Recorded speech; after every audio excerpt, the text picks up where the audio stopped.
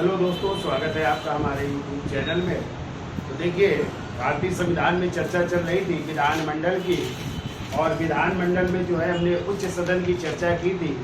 और उच्च सदन था विधान परिषद, और विधान परिषद का उल्लेख था अनुच्छेद 169 में, जबकि विधानमंडल का उल्लेख था अनुच्छेद 168 में। ठीक है, तो विधानमंडल किससे मिलकर के बनता है? यदि क्वेश्चन आ जाए तो क्या बताएंगे?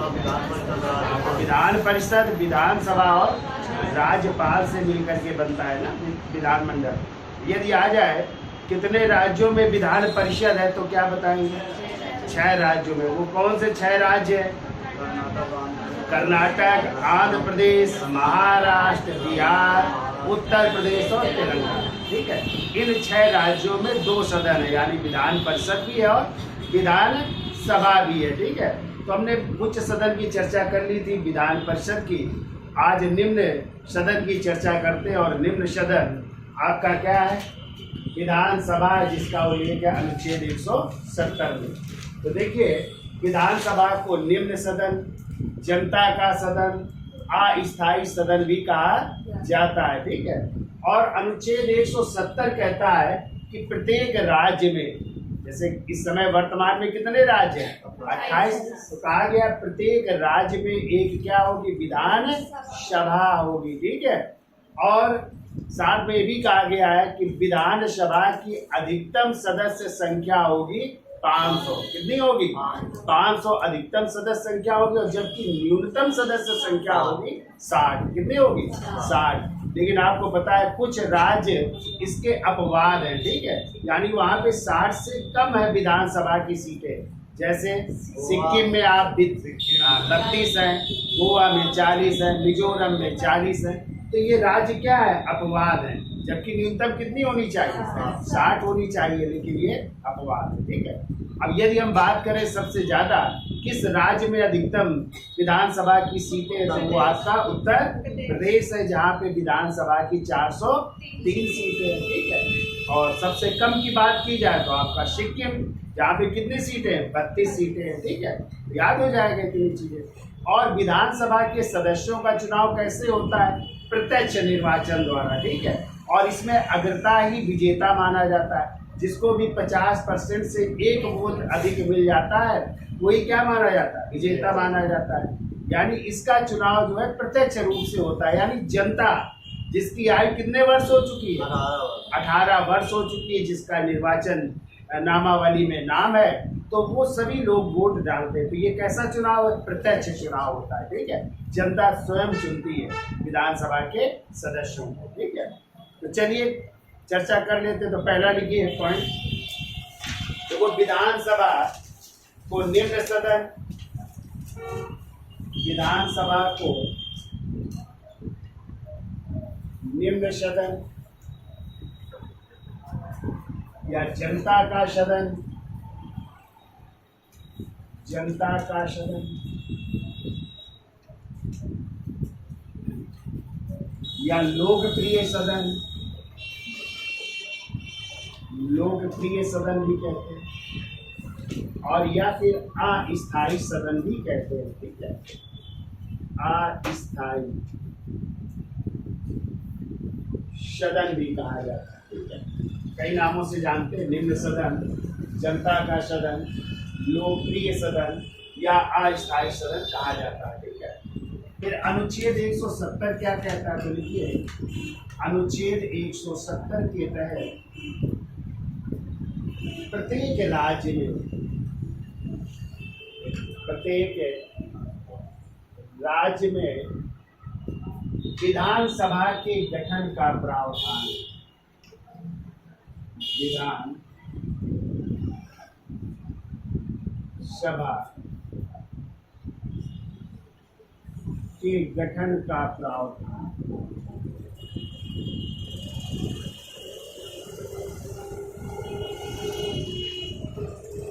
विधानसभा के गठन का प्रावधान, यानी प्रत्येक राज्य में क्या होगी? एक विधानसभा होगी। ठीक है, इसकी व्यवस्था की गई है। ये देखो, विधानसभा की अधिकतम सदस्य संख्या, विधान सभा की अधिकतम सदस्य संख्या, अधिकतम सदस्य संख्या कितनी होगी? 500 होगी। ठीक है, अधिकतम सदस्य संख्या 500 होगी। जबकि लिख लो विधानसभा की न्यूनतम सदस्य संख्या, न्यूनतम सदस्य संख्या कितनी होगी? 60 होगी। ठीक है, न्यूनतम होगी 60। ठीक है, लेकिन कुछ अपवाद राज्य है, लिख लो, परंतु कुछ राज्य अपवाद हैं, कुछ राज्य अपवाद, जैसे लिख लो सिक्किम, सिक्किम में कितनी है? 32 सीटें हैं। ठीक है, जैसे गोवा 40 सीटें हैं। ऐसे मिजोरम का भी लिख लो, मिजोरम में भी 40 है, मिजोरम में 40 है। एक केंद्र शासित प्रदेश है, लिख लो केंद्र शासित प्रदेश, जहाँ पे विधानसभा है ना, केंद्र शासित प्रदेश 3 राज्यों में है ना, उन्हीं में से एक राज्य है पांडिचेरी। ठीक है, और पांडिचेरी में 30 ही हैं सीटें। कितनी है? यहाँ पे विधानसभा की 30 है, जबकि दिल्ली में 70। अभी अब चर्चा करेंगे डिटेल में। ये अपवाद वाले हैं, तो इनको लिख लीजिए। अपवाद है जहाँ पे विधानसभा की कितनी? 60 से भी कम सीटें हैं। ठीक है, और यदि आ जाए सर्वाधिक सीट कहाँ की है? सर्वाधिक सीट है, सर्वाधिक सदस्य वाली सीट या सर्वाधिक सदस्य किस राज्य में? तो उत्तर प्रदेश में। ठीक है, और उत्तर प्रदेश में कितनी सीटें? 403।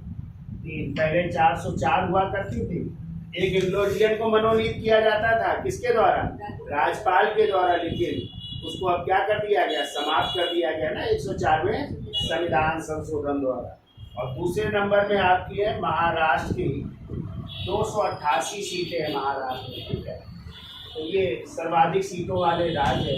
अभी हम सब की चर्चा कर लेंगे डिटेल में जो है, तो 288 महाराष्ट्र में। ठीक है, सबसे कम आ जाए तो सिक्किम में, सबसे ज़्यादा उत्तर प्रदेश में। ठीक है, अब देखो सदस्यों का निर्वाचन, डाल लीजिए सदस्यों का निर्वाचन कैसे होता है। सदस्यों का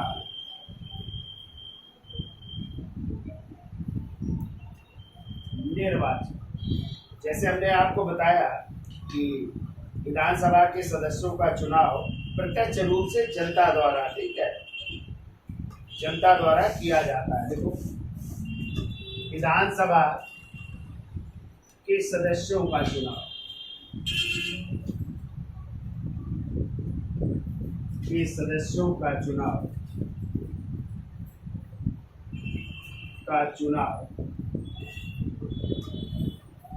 जनता द्वारा प्रत्यक्ष रूप से किया जाता है, प्रत्यक्ष रूप से किया जाता है। और अग्रता ही विजेता होता है, और अग्रता ही विजेता होता है, अग्रता ही विजेता होता है। यानी जिसको भी कितने 50% से अधिक +1 वोट मिल जाते हैं, वही क्या हो जाएगा? विजेता। तो कह सकते हैं सरल बहुमत प्रणाली द्वारा, ठीक है, जनता स्वयं चुनती है, जिसकी आयु कितने वर्ष हो चुकी है? 18 वर्ष। ठीक है, तो देखो विधानसभा के सदस्यों का चुनाव प्रत्यक्ष रूप से जनता द्वारा किया जाता है, और अग्रता ही क्या होता है? विजेता होता है। ठीक है, अगला पॉइंट लिख लो, नोट करके लिख लो। देखो राज्य विधानसभा के निर्वाचन का संचालन, राज्य विधानसभा के निर्वाचन का संचालन कौन करता है? तो भारत का निर्वाचन आयोग करता है। ठीक है, तो संचालन लिख लो, भारत का निर्वाचन आयोग करता है।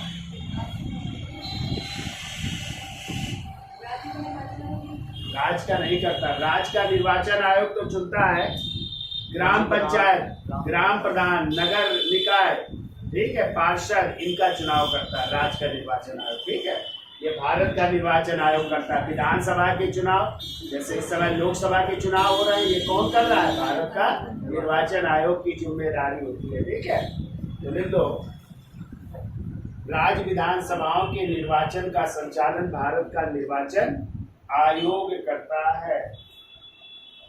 अगला पॉइंट लिखो, देखो, विधानसभा का प्रत्येक सदस्य, विधानसभा का प्रत्येक सदस्य कम से कम, विधानसभा का प्रत्येक सदस्य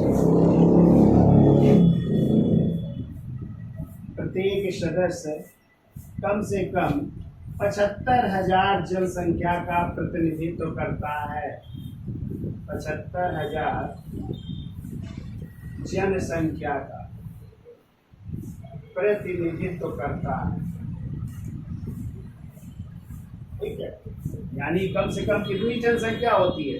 75,000 जनसंख्या का प्रतिनिधित्व करता है एक विधानसभा का सदस्य, यानी एक विधायक है, इतना करता है। ठीक है, तो इसका स्क्रीनशॉट ले लो, फिर आगे चलते हैं, तो याद हो जाएगा, इतना याद हो जाएगा। तो विधानसभा को क्या कहते हैं? निम्न सदन या जनता का सदन या लोकप्रिय सदन या प्रथम सदन भी कह सकते हैं, प्रथम सदन भी कहा जाता है। अनुच्छेद 170 कहता है प्रत्येक राज्य में क्या होगी? एक विधानसभा होगी, या विधानसभा के गठन का प्रावधान किया गया है।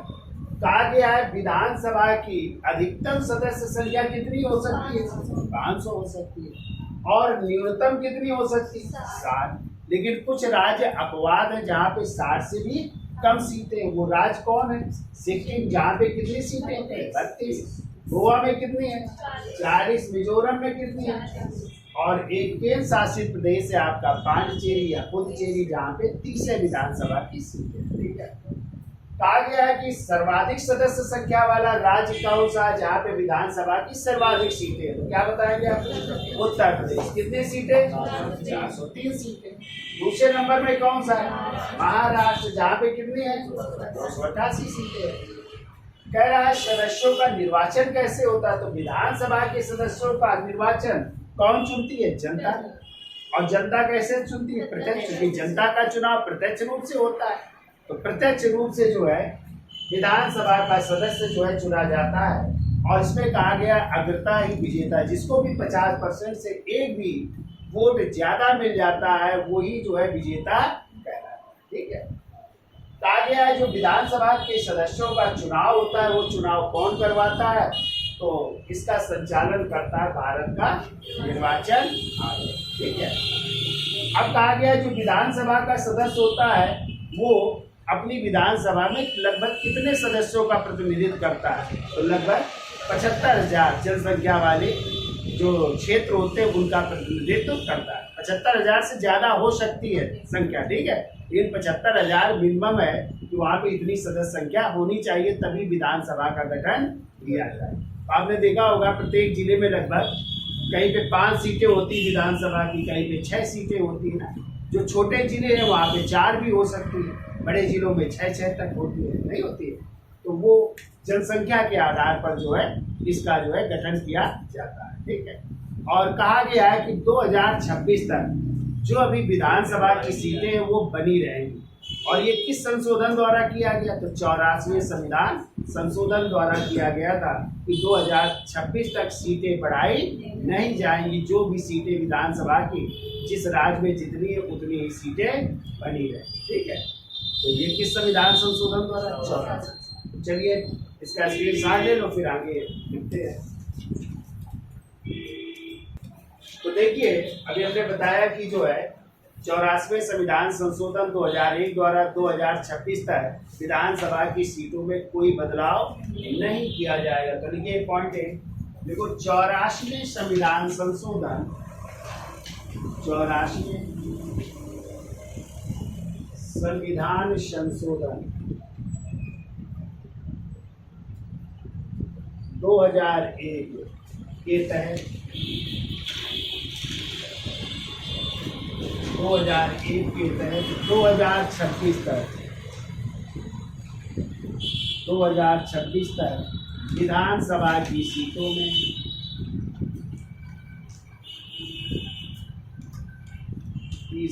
में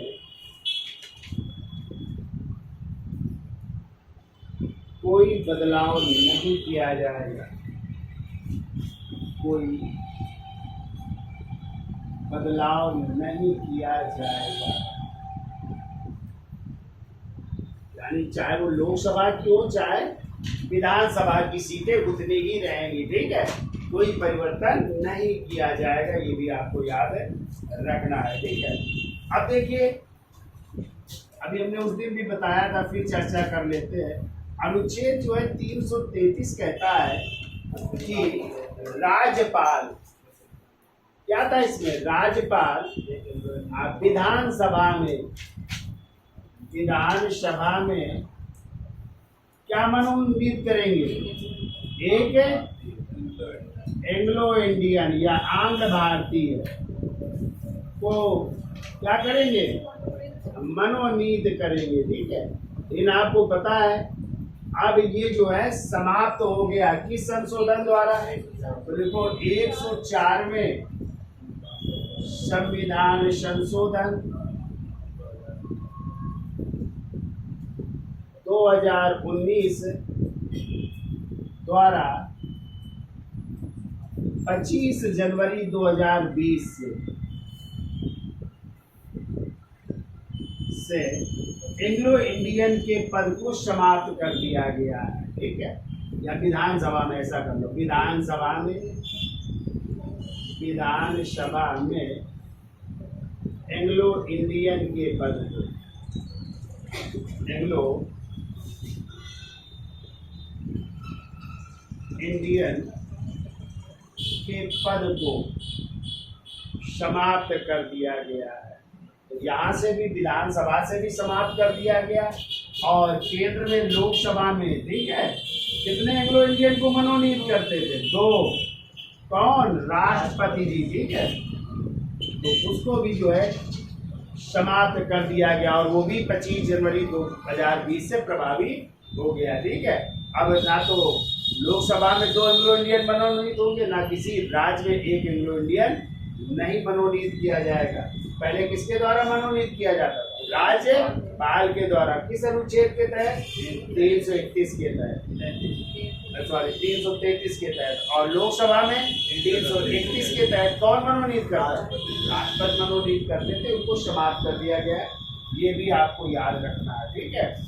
अब देखिए योग्यताएं क्या होनी चाहिए या अहर्ताएं क्या होनी चाहिए विधानसभा का सदस्य बनने के लिए, अहर्ताएं योग्यताएं, और इसका उल्लेख है अनुच्छेद किसमें, 173 में, ठीक है।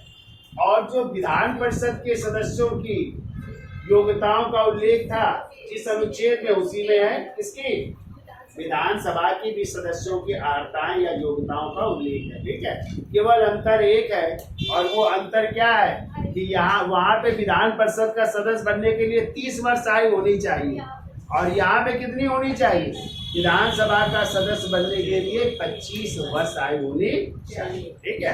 तो लिख लीजिए, अंतर एक ये भी यही है, लेकिन हम सब लिखा देते हैं। पहले तो लिखो भारत का क्या हो, नागरिक हो, पहला लिखो,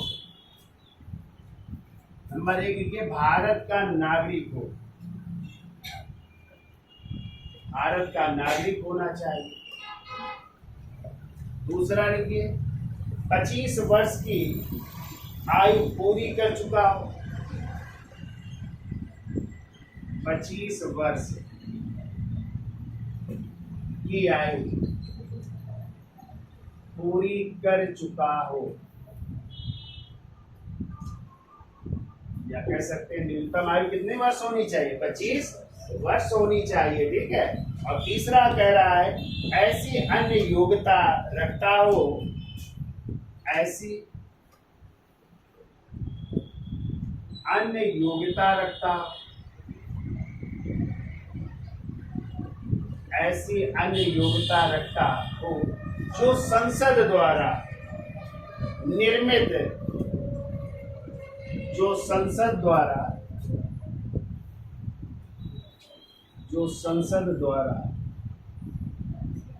निर्मित एक विधि या कानून के तहत, विधि या कानून के तहत, यानी संसद कोई विधि या कानून यदि बनाती है, ठीक है, तो ऐसी अन्य योग्यता भी रखना अनिवार्य होगा, ठीक है, जो संसद बना देगी अपना काम, ठीक। तो 3 ये योग्यताएं हैं। भारत का नागरिक हो, 25 वर्ष की आयु पूरी कर चुका हो और ऐसी एक अन्य योग्यता रखता हो जो संसद द्वारा बनाए गए कानून के अंतर्गत हो, ये होनी चाहिए, ठीक है।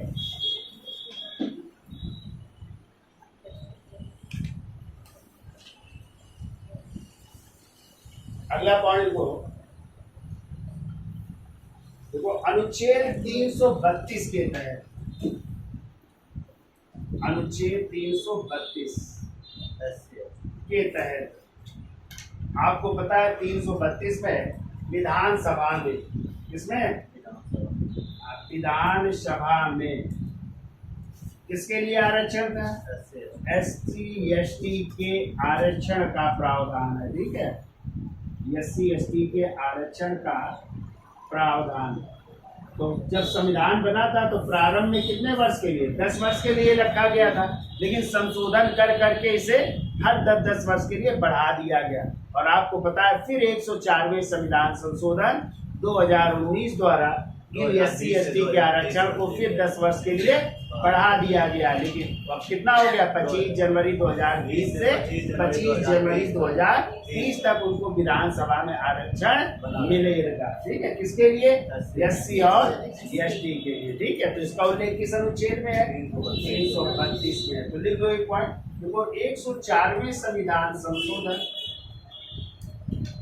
104वें संविधान संशोधन 2019 द्वारा विधानसभा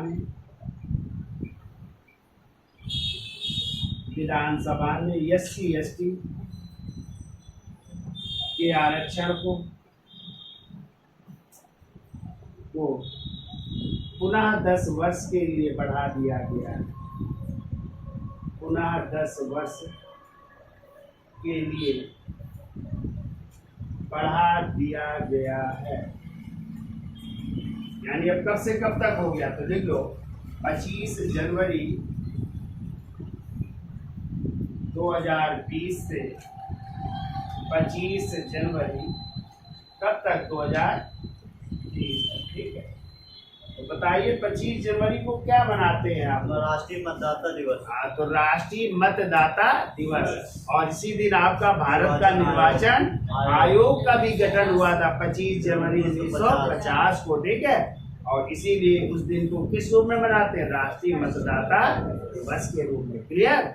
याद रहेगा 25 जनवरी को क्या मनाते हैं? हाँ, क्या किसका गठन हुआ था? कौन सा निर्वाचन आयोग? भारत का निर्वाचन आयोग 25 जनवरी 1950 को, भी आपको याद है रखना है, ठीक है। तो इसका स्क्रीनशॉट ले लो, फिर आगे चलते हैं। तो देखिए हेडिंग डाल लीजिए, विधानसभा का कार्यकाल अनुच्छेद 172।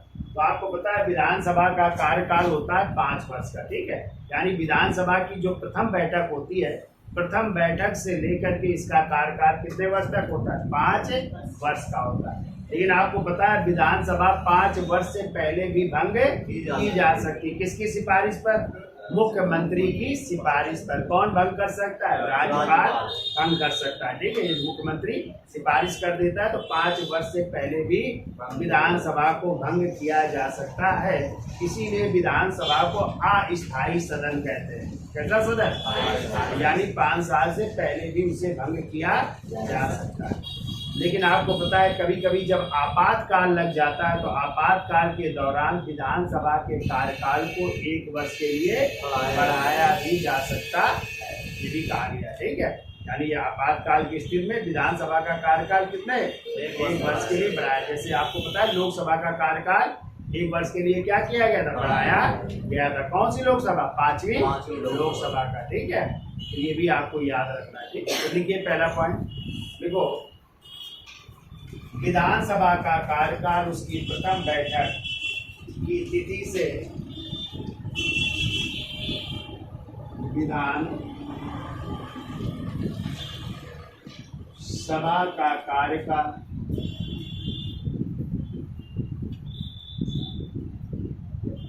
उसकी प्रथम बैठक की तिथि से उसकी प्रथम बैठक की तिथि से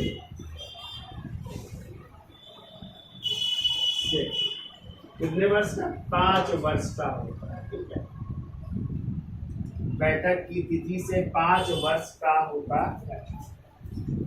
फिर को इस अवधि के पूर्व इस अवधि के पूर्व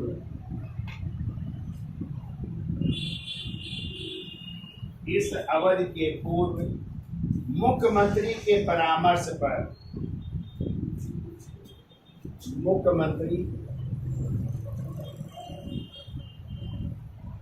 के परामर्श पर राज्यपाल द्वारा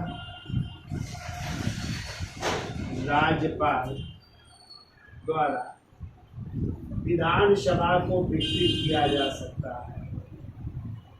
विधानसभा को विघटित किया जा सकता है। विघटित किया जा सकता है। नोट करके लिख लो। देखो आपातकाल के दौरान, नोट करके लीजिए, आपातकाल के दौरान विधानसभा का कार्यकाल, आपातकाल के दौरान विधानसभा का कार्यकाल 1 वर्ष के लिए बढ़ाया जा सकता है। 1 वर्ष के लिए बढ़ाया जा सकता है, वो भी 6-6 माह के अंतराल में है। 6-6 माह के अंतराल में कितने साल के लिए बढ़ाया जा सकता है? 1 वर्ष के लिए बढ़ाया जा सकता है। मतलब पहले 6 महीने और फिर इसके बाद 6 महीने के लिए बढ़ाया जा सकता है। याद हो जाएगा। अब देखो विधानसभा में भी 2 पदाधिकारी होते हैं। एक होता है लोकसभा अध्यक्ष और एक होता है लोकसभा उपाध्यक्ष, होता है ना। तो बताइए लोकसभा अध्यक्ष का चुनाव कौन करता है? सॉरी, विधानसभा अध्यक्ष और विधानसभा का उपाध्यक्ष। तो विधानसभा अध्यक्ष को कौन चुनता है? उस राज्य की विधानसभा के सदस्य अध्यक्ष का भी चुनाव करते हैं और उपाध्यक्ष का भी चुनाव करते हैं। यदि आ जाए विधानसभा अध्यक्ष अपना त्याग पत्र किसको देंगे? उपाध्यक्ष को। और उपाध्यक्ष किसको देंगे? यानी एक दूसरे को संबोधित करते हुए दोनों अपने त्याग पत्र दे सकते हैं। ठीक है, तो लिख लो पॉइंट। देखो प्रत्येक राज्य की विधानसभा में 2 प्रमुख पदाधिकारी होते हैं। प्रत्येक राज्य की विधानसभा में 2 प्रमुख पदाधिकारी होते हैं। नंबर 1 लिख लो विधानसभा अध्यक्ष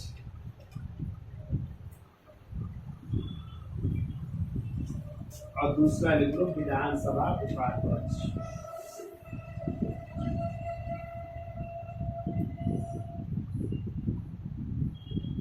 विधानसभा अध्यक्ष और विधानसभा उपाध्यक्ष। ठीक है,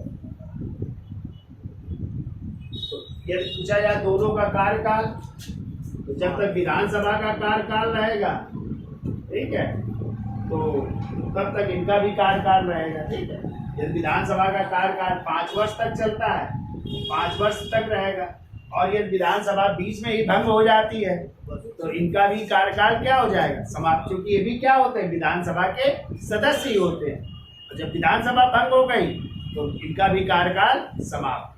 तो कह सकते हैं विधानसभा के कार्यकाल समाप्त होते, इनका भी कार्यकाल समाप्त हो जाता है। ठीक है, अब यदि कह दे त्याग पत्र किसको देंगे, एक दूसरे को संबोधित करते हुए, तो लिख लो त्याग पत्र एक दूसरे को संबोधित, यानी जो एक दूसरे को अपना त्याग पत्र देते हैं। तो अध्यक्ष अपना त्याग पत्र उपाध्यक्ष को, और उपाध्यक्ष किसको देगा, अध्यक्ष को देगा। ठीक है,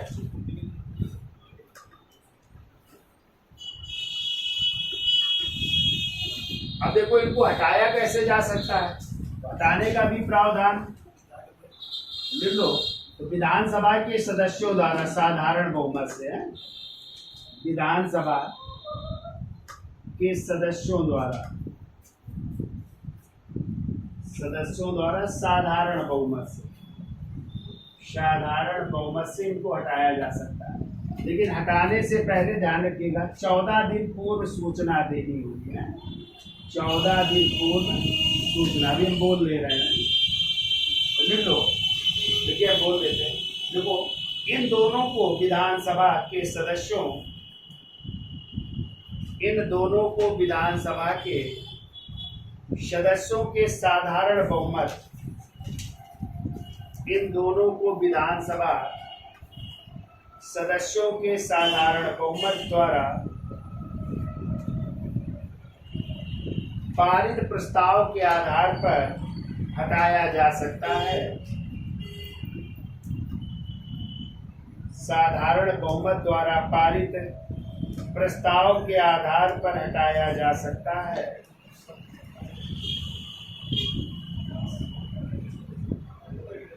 पारित प्रस्ताव द्वारा हटाया जा सकता है, परंतु इनको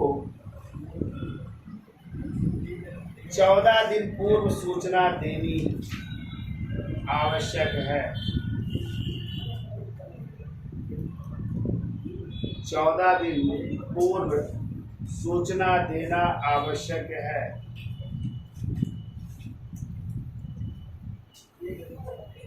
अब लिख लो विधानसभा का कोरम कितना होना चाहिए, कोरम लिख लो या गणपूर्ति लिख लो, और इसका उल्लेख है अनुच्छेद 189,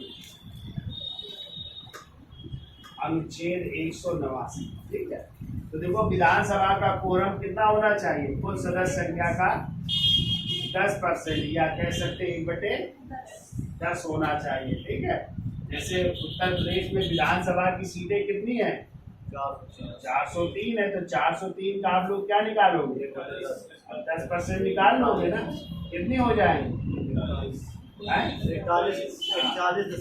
40 कुछ मान लो 41 सीटें, यानी 41 सदस्य जब तक उपस्थित नहीं होंगे तब तक जो है विधानसभा की बैठक नहीं हो। कोरम मतलब इतने सदस्य होने चाहिए तब विधानसभा की बैठक बुलाई जाएगी। ठीक है, विधानसभा की बैठक होगी। ठीक है, समझ गए कोरम का मतलब।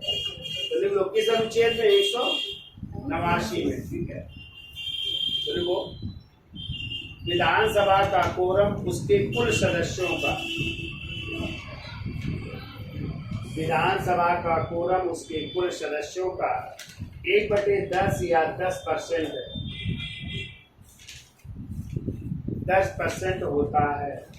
मतलब इससे कम नहीं होनी चाहिए, इससे अधिक हो जाए। ठीक है, इससे कम नहीं होनी चाहिए। तो ये कहानी थी विधानसभा की। अब आप लोग हम बता देते हैं किस राज्य में कितनी विधानसभा की सीटें हैं। ठीक है, तो कॉलम बना लीजिए और लिख लीजिए। ठीक है, तो इसका स्क्रीनशॉट ले लो, फिर आगे चलते हैं।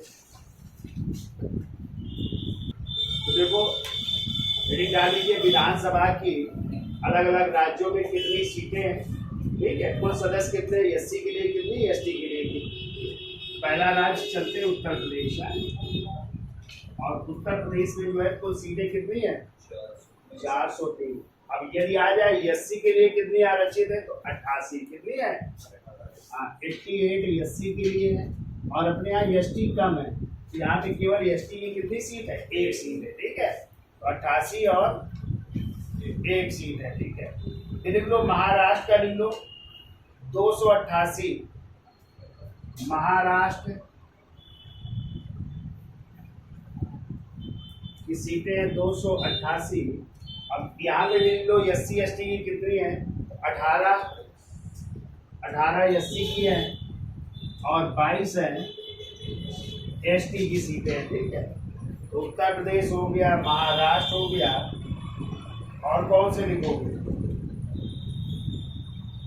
लिखो बिहार, लिख लो बिहार में 243 है, बिहार में 243 सीटें हैं, 48 और 28 हैं, 48 और 28 सीटें हैं, ठीक है।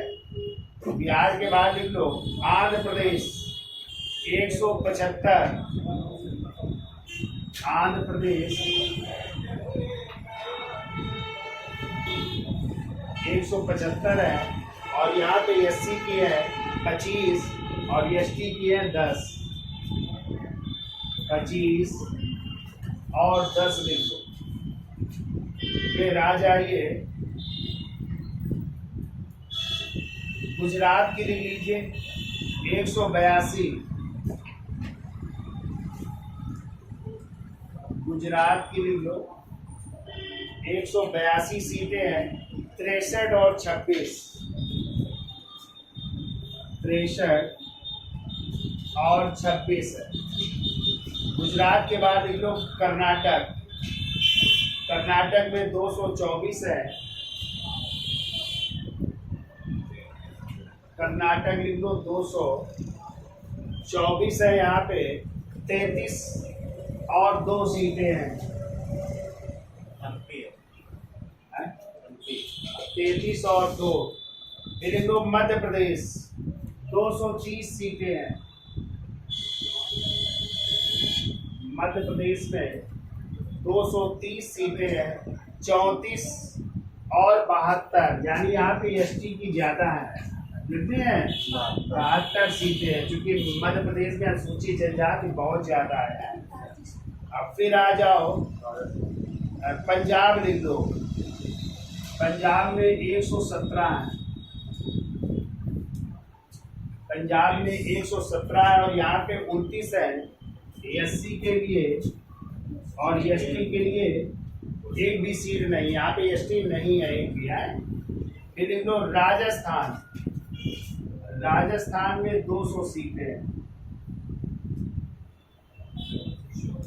राजस्थान में 200 हैं, 34 और 25 है,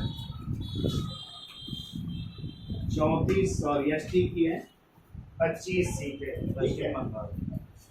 पश्चिम बंगाल आ जाओ 294, पश्चिम बंगाल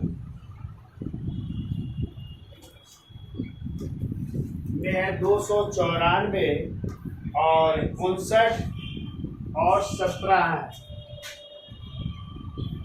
59 और 17 यहाँ पे है, ठीक है। और बताइए कौन सा राज्य,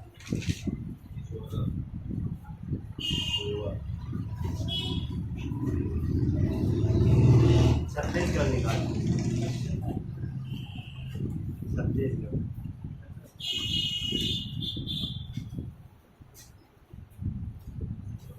देखो छत्तीसगढ़ में लिख लो 90, 10, 29,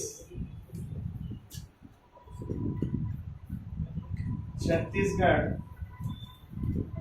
90 है, 10 है, 29 है। छत्तीसगढ़ के बाद लिख लो उत्तराखंड 70, 4, उत्तराखंड में लिख लो 70, 4 SC की, ST की नहीं है। उत्तराखंड के बाद लिख लो झारखंड, ये नए राज्य है, लिख लीजिए नए राज्यों की। और झारखंड में है 81 है, 8 SC की है और 28 है ST। झारखंड के बाद तेलंगाना 29वां राज्य बना था, तो तेलंगाना भी लिख लीजिए।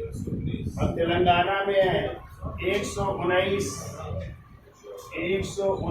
है, 14 SC की है और 5 ST की है। ठीक है, अब लिख लो, देखो गोवा में 40 है, 40। और यहाँ पे केवल एक है SC की है, एक SC की है, ST की एक भी नहीं है। गोवा के बाद लिख लो सिक्किम, सिक्किम में है 32 और 32 में 2 SC की है और यहाँ पे 12 ST की है, यानी ST ज्यादा है। ठीक है, ऐसे लिख लो मिजोरम में,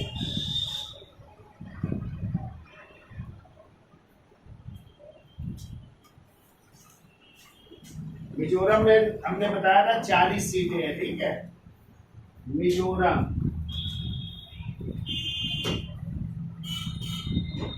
और मिजोरम में 40 है, 40 में जो है 39 ST की है। ठीक है, और एक जनरल है, यानी यहाँ पे ST कितनी है, 39 जनजातियां पाई जाती है मिजोरम में, मिजो जनजाति वगैरह। तो 40 में 39 ST के लिए और एक किसके लिए, जनरल के लिए। ठीक है, यहाँ पे 40 सीटें हैं। अरुणाचल प्रदेश में लिख लो 60 है, पूर्वोत्तर राज्य है, थोड़ा याद रखिएगा। अरुणाचल प्रदेश में 60 है और 60 में जो है 39 है ST की, यहाँ पे भी 39 किसकी है, ST की, और 21 बची तो वो है जनरल के लिए। ठीक है, तो ये आपके अरुणाचल प्रदेश की। इतने मेन राज्य लिख लो। अब हम लिख लेते हैं केंद्र शासित प्रदेश के हैं, तो लिख लो केंद्र शासित प्रदेश 3 आपके हैं, जहाँ पे सीटें हैं, कितनी कितनी सीटें हैं। तो केंद्र शासित प्रदेश के लिए इसका स्क्रीनशॉट ले लो। और अब लिख लो केंद्र शासित प्रदेश का, तो 3 केंद्र शासित प्रदेश है जहाँ पे विधानसभा की सीटें हैं। ठीक है, तो पहला लिख लो दिल्ली, पहला लिखिए केंद्र शासित प्रदेश दिल्ली, नई दिल्ली कुछ भी। और नई दिल्ली में विधानसभा की सीटें 70, कितनी है, यहाँ पे सब जनरल के लिए, ना तो SC के लिए ना ही ST के लिए, सब है। ठीक है, फिर आइए पांडिचेरी, और हमने बताया था पांडिचेरी में 30 है, अपवाद है ना ये। पांडिचेरी में 30 सीटें हैं और 30 में जो है याद रखिएगा 5 SC के लिए है और ST के लिए एक भी नहीं। अब तीसरा केंद्र शासित प्रदेश जम्मू कश्मीर है, और जम्मू कश्मीर में अभी परिसीमन हुआ है, उसके आधार पर सीटें निर्धारित की गई है। यहाँ पे 90 है सीटें और 90 में 7 SC के लिए होंगी और 9 सीटें होंगी ST के लिए, यानी SC ST के लिए 20 सीटें यहाँ पे निर्धारित की गई है। ठीक है, तो ये आपका जो है राज्य और केंद्र शासित प्रदेशों में विधानसभा की सीटों की बात की गई है। ठीक है, तो याद हो जाएगा। तो आज के लिए इतना रखते हैं, धन्यवाद।